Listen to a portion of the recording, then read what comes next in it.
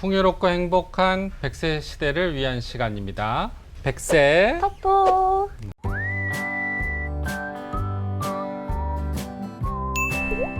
오늘 저희가 지난 시간에 이어서 지난 시간은 어떻게 보면 좀 안전하게 노후를 대처할 수 있는 연금에 대해서 돈의 수명을 늘리는 방법에 대해서 배워봤다면 근데 오늘은 좀 더 공격적으로 저희가 나가보려고 합니다. 네. 일명 돈에게 일을 시켜라. 돈에게 일을 시켜라. 일 시키는 거 좋아하세요, 부장님? 일을 시키는 건 좋죠. 좋아하죠. 네.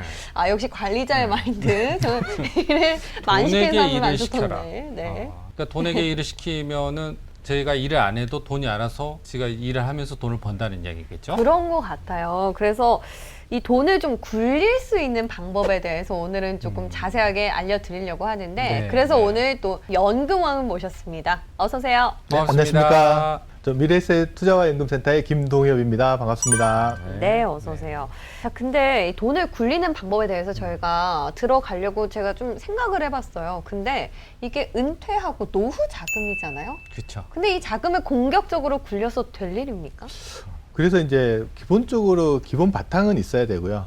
구분을 좀 자금을 나누셔야 돼요. 어떻게 나눠야 되냐면 내 노후 자금이 덩어리를 크게 두 덩어리 나는데 저는 이렇게 나눕니다. 곡간 자산이 있고 우물 자산이 있다라고 나눠요. 곳간과 자산. 우물. 곡간에 곡식이 가득 들어있으면 기분 되게 좋죠. 네. 그렇죠. 그래서 이제 뭐 노후 생활을 시작하면서 그 곡간에서 곡식을 하나씩 꺼내 쓴다고 이제 생각을 해볼게요. 과거에는 수명이 짧았을 때는 네, 네. 별 문제가 없었어요. 곡간에 아. 곡식이 떨어지기 전에 내가 먼저 죽으니까 그 문제가 없었는데 네. 그 수명이 언제까지 늘어날지 모르잖아요. 그렇죠. 혹시 수명 탈출 속도라는 이야기 들어보셨어요? 수명 탈출 속도? 수명을 탈출한다. 뭔가 더 오래 사는 방법. 뭐 그런 건데 어떤 거냐면 평균 수명이 늘어나는 속도가 1년에 1년 이상 늘어나게 되면 사람이 죽지 않는다는 거예요. 80세가 되면 죽는다고 생각을 하고 있는데 80세가 됐더니 수명이 81세로 늘어난 거예요. 네. 그렇게 수명이 빠른 속도로 늘어나게 되면 인간이 영구히 살 수도 있다라는 개념에서 이제 매년 1년씩 늘어난다면 늘어나면 수명이 연장되는 속도가 너무 빨라지면서 네. 리스크가 커졌다는 이야기를 제가 좀 해드리려고 우스갯소리를 좀 해드리는데 네, 네. 곡간에 쌓아둔 곡식을 그렇게 뺏어 쓰면 과거처럼 이제 수명이 길어지면 이제 지금은 과거랑 다르게 수명이 너무 길어지다 보니까 그래서 고갈될 우려가 있거든요. 그럼 대체 자산을 하나 더 만들어 놓는 게 우물 형태의 자산입니다. 우물은 두레박가지고 이렇게 길었으면 네. 오늘 다 퍼낼 수도 없어요. 그렇죠. 먹고 싶은 만큼만 쓰고 싶은 만큼 쓰면 또 다음날 또 나오잖아요. 이런 형태의 자산들이 있어야 돼요. 그래서 그러면 어떻게 설계를 하냐면 가장 기초적인 생활비 정도의 수준은 매달 우물처럼 나오게끔 아, 설계를 하고 네. 그다음에 나머지 자산은 곡간에 넣어두고 그거를 투자를 하면서 운영을 하면서 수익을 내는 거죠. 그럼 오늘 말씀을 해주시려고 하는 이 공격적인 자산 운용은 곳간에서 뺏어야겠네요. 그렇죠. 그러니까 지금 우물에서 이야기해드리는 거는 지난번 시간에 좀 많이 해드렸고 네. 이제 곡간을 어떻게 운영할 거냐. 지금 이제 젊으신 분들은 그 곡간을 채워가는 과정에 있으실 거고 네, 네. 예, 은퇴하신 분은 곡간에서 뺏어 쓰는 과정에 있을 텐데 그가 있잖아요. 은퇴하는 입장에서 복관이 비어 있으면 어떻게 해야 됩니까? 일을 좀 더 하셔야죠. 아직 은퇴하면 안 된다라고 해석을 해보면 어떨까요? 곳간 지금 많이 채우셨어요? 지금 그러니까 걱정이 돼서 여쭤봤어요. 그래도 우물이 든든하면 우물에서 나오는 물량이 생활비보다 많으면 괜찮긴 한데 그것도 안 돼 있다면 조금 더 노력을 하셔야 될 필요는 있는 것 같습니다. 저희 이렇게 해서 이제 여담으로 좀 쉽게 풀어봤는데 네. 이제 공격적으로 뭔가 대응을 할 수 있는 곳간의 자산을 활용할 수 있는 방법 크게 어떤 것들이 있습니까? 그래서 이제 고전에 이제 우물을 만들 때 우물의 깊이를 좀 봐야 되거든요. 네. 나는 어느 정도 우물을 팔 거냐. 아. 하루에 나오는 한 달에 나오는 물량을 어느 정도로 만들어 놓을 거냐. 그러니까 노후 생활비 이야기하시는 것 같아요. 그렇죠, 네, 그렇죠. 네. 국장님 같으면 이제 은퇴할 나이도 다가왔으니까 네. 걱정도 하시니까 네. 한 달에 네. 부부가 두 사람이 살아가면 한 달 생활비를 어느 정도면 근데 적당하다고 뭐 생각하세요? 저기 개인마다 다 천차만별이겠지만은 여러 가지 금융연구소 같은데 조사를 보면은 한 200만 원 후반대 정도 부부가 1년 한 달 생활비로 이렇게 그러니까 소위 말해서 질문을 던지면 대부분 이렇게 답하세요. 네. 제가 물어본 거는 국장님 생활비가 본인의, 얼마냐고 물어봤는데 그러니까요. 통계를 이야기를 하세요. 그러니까 그 다들 말은 대부분 그렇죠. 거꾸로 이야기해 보면 네네. 본인의 노후 생활비에 대해서 심각하게 고민을 안 해봤다는 이야기거든요. 제가 제대로 답을 했네. 맞습니다. 대부분 남들은 얼마 쓴다고 그러던데 이렇게 답하지 내가 어느 정도 쓸 거야라고 답하시는 분은 많지가 않아요.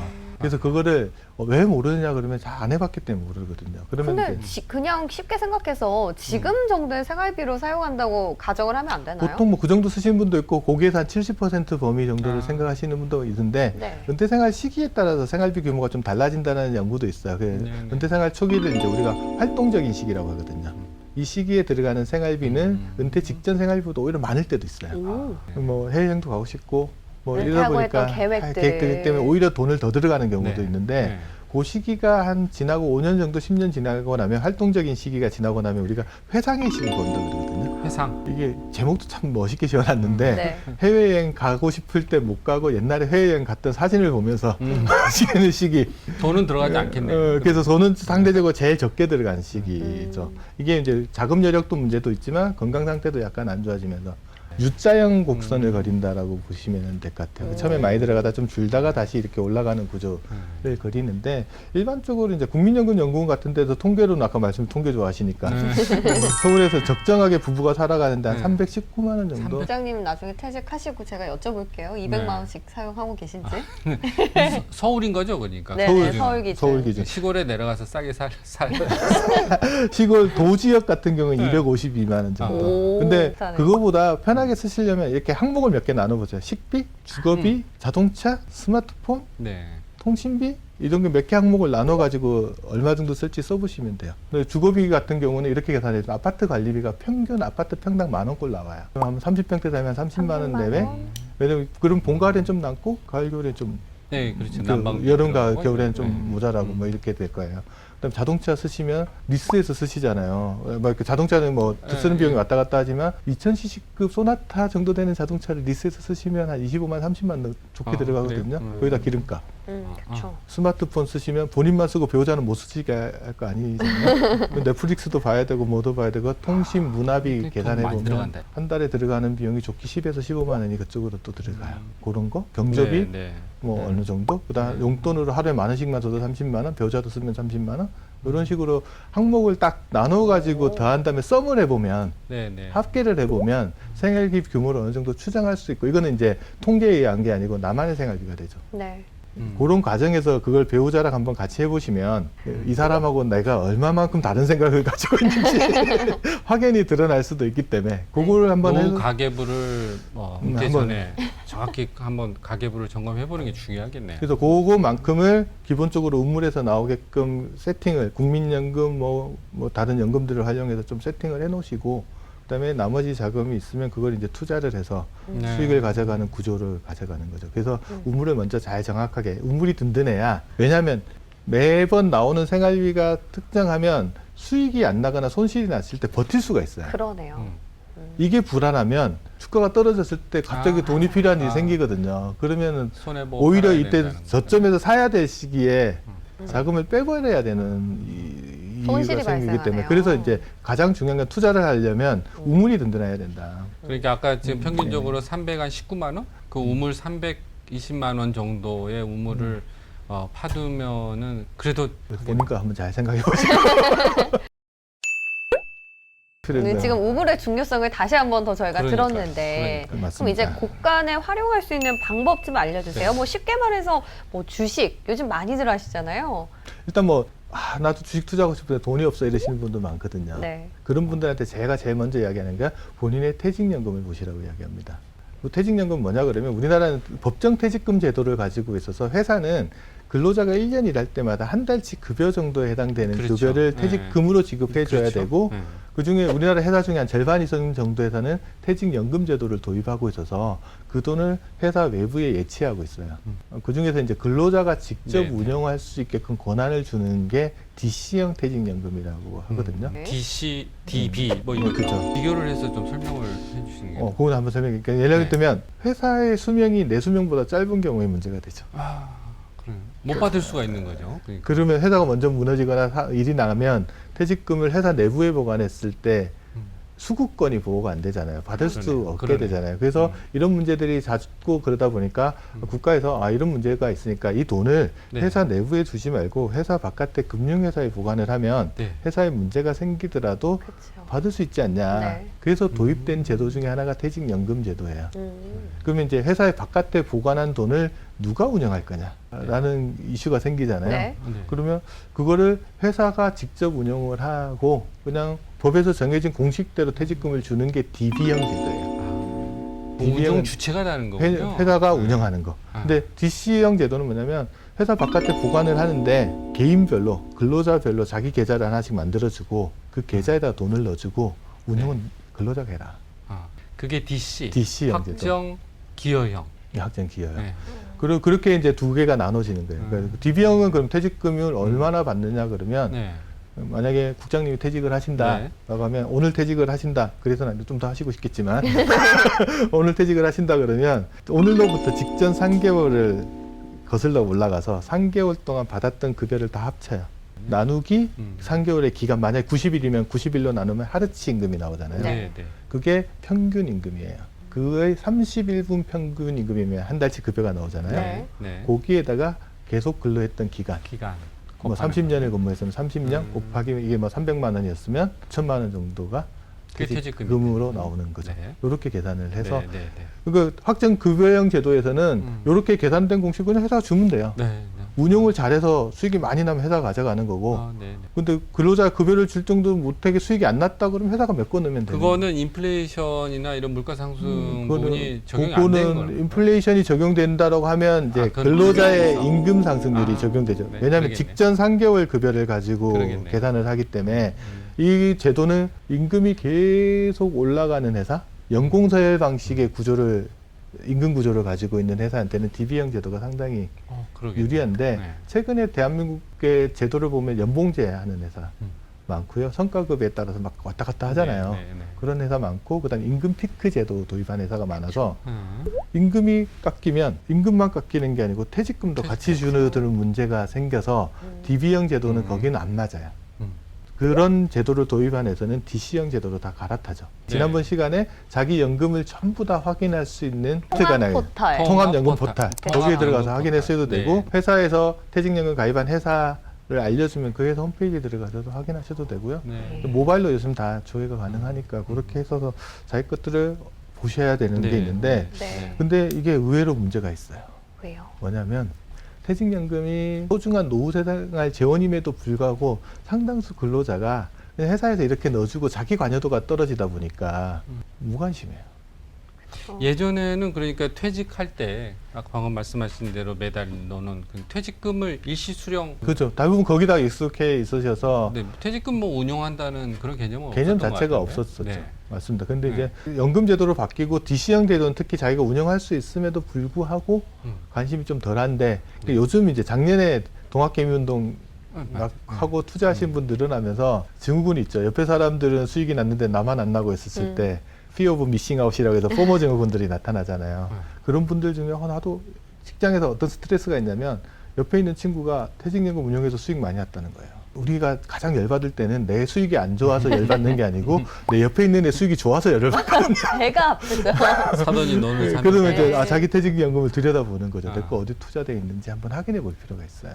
근데 어떤 오류에 빠지느냐. 지금 현재 퇴직연금 적립금 중에 한 85%가 예금과 같은 원리금 보장 상품이 있어요. 네. 근데 상당수가 그게 있는지 잘 몰라요. 왜 이런 일이 나냐면 퇴직연금 가입하는 시기에 본인이 분명히 상품을 선택했을 거예요.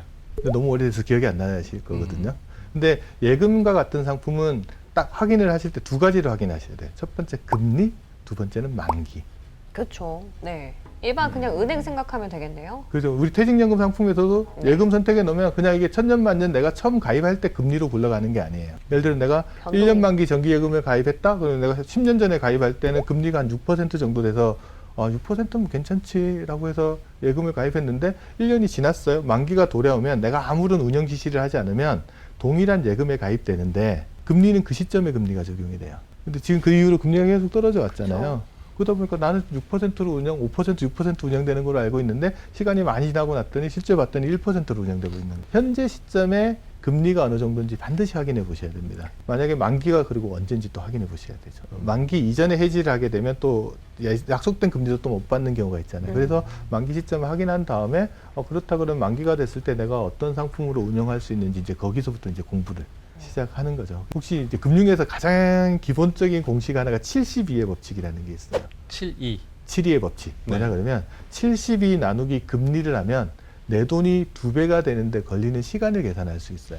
예를 들어 아까 제가 금리 6%인 퇴직연금 예금 가입하신 분 네. 이야기했잖아요. 네. 그분 같은 경우는 6% 금리를 계속 유지해 갈 수만 있다 그러면 72 나누기 6 하면 12년 정도만 걸리면 내 돈이 2배가 돼요. 근데 지금은 금리가 1%대잖아요. 72 나누기 1을 하면 72년이 지나야지 내 돈이 2배가 돼요. 별거 아닌 것 같지만 금리 2%랑 금리 1%랑 한번 비교해 보세요. 그게 복리니까 그런 거. 그죠. 금리가 2%일 때는 36년인데 금리가 1%면 72년. 배네요. 그래서 금리 1%짜리 무시하면 안 된다는 거예요. 자산 관리하는 입장에서. 그래서 우리가 네. 금리가 많이 떨어지는 시기에 지금 같은 저금리 시대에 우리가 자산 관리를 왜 고민해야 되느냐라는 네, 네. 거 할 때 이 네. 금리 1% 차이 네. 가볍게 보지 말라는 거예요. 네. 내 돈이 2배가 되는데 걸리는 시간이 이만큼이나 많이 늘어날 수 있기 때문에 네. 그 고민을 해야 될 부분들이 있습니다. 네. 네. 정리를 해보면 어쨌든 DB형과 DC형이 있었고 그 DC형 안에서 이제 개인들이 뭔가 선택하고 자금을 운용할 수 있는 방법들이 있는데 맞아요. 그 안에서 일단 본인이 어떤 방법으로 운영이 되고 있는지 뭐 금리라든지 만기 일정을 꼭 체크를 해봐야겠습니다. 그러면 이거를 뭐 운영할 수 있는 방법까지는 저희가 몰라도 될까요? 그 구체적으로 이제 상품 부분들을 제가 좀 이야기해드려야 되는데, 네네. 이제 저 점검하는 절차를 제일 먼저 해야 될 게 현재 금리 수준을 그쵸. 확인하고 네. 그 금리 네. 수준에 만족하면 그 머물러 있으면 되시는 거고, 아니신 분들은 두 번째 결정해야 될 건 뭐냐면 내가 직접 운영을 할 거냐, 전문가한테 맡길 거냐라는 결정을 해야 돼요. 그 DIY라고 해서 Do It Yourself. 능력도 되고 시간도 되고 이런 분들은 스스로 포트폴리오를 구성해가지고 상품 선택해가지고 하시면은 되죠. 네. 그런 분들이 많이 하시는 상품 중에 요즘 ETF라는 상품이 있습니다. 익스체인지 ETF. 트레이드 펀드라고 해서 주식시장에 상장되어 있는 펀드라고 보시면 되는데 네. 그거는 주식처럼 거래가 되기 때문에 거래하기가 되게 편리해서 네. 많이들 투자를 하시는데 네. 이게 퇴직연금에서도 가능하다는 사실들을 모르시는 분들이 꽤 많으셨어요. 몰랐어요. 네. 투자할 수 있는 한도는 정해놨어요. 그래서 주식 비중이 한 40%가 넘어가는 네, 펀드들 네, 같은 경우에는 네. 자기 퇴직금 자금의 70%까지만 투자할 수 있도록 제한을 두고 있어서 네, ETF에 네. 투자하더라도 내가 예를 들어 1,000만 원이 있다 그러면 700만 원까지는 ETF, 주식형 ETF에 투자할 수 있고 네. 300만 원은 조금 안전한 곳에 보관하는 식으로 할 수 있는데 제가 말씀드리는 거는 약간 공격적으로 운영하시는 분들 중에서는 ETF라는 자산을 퇴직금으로도 운영할 수 있다는 걸 알고 계시면은 그 다음에 이제 나는 모르겠어. 능력도 안 되고 시간도 부족해. 근데 정기예금 금리에는 도저히 만족할 수가 없어. TDF라는 상품이 있어요. 타겟 들어본 것 같아요. 데이트 펀드라고 해서 펀드인 거죠. 그거는. 이건 어떤 네. 거냐 그러면 젊었을 때는요 주식 비중을 되게 높게 가져가죠. 그리고 퇴직하는 시점이 다가올수록 그 주식 비중을 알아서 줄여줘요.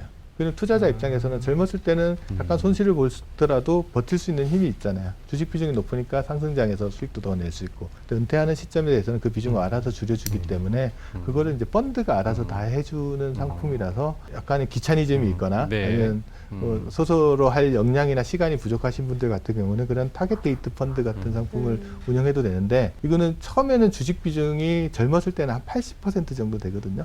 그리고 은퇴 시점이 임박하면 20-30% 수준까지 이렇게 떨어지는 구조예요. 근데 이거는 내 퇴직급여를 전부 다 거기다 넣어서 운영하실 수도 있어요. 그래서 알아서 이제 운영을 해주면 그런 좀 편리함을 이용하시는 네, 네. 사람분도 있어서 그런 것도 활용하시면 좋을 것 같습니다. 네.